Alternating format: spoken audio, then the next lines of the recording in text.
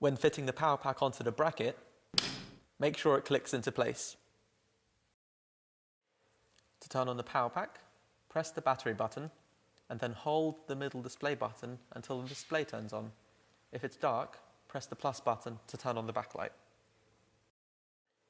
Check that the brake sensors, pedal sensor and throttle are all disconnected.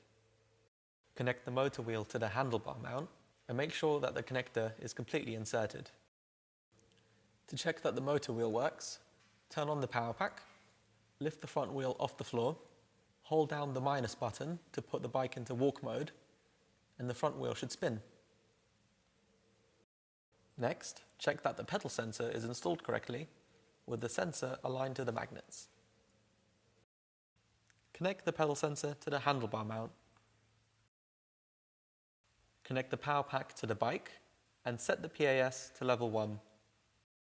When you turn your pedals, the pedal sensor light will flash and your front wheel will spin.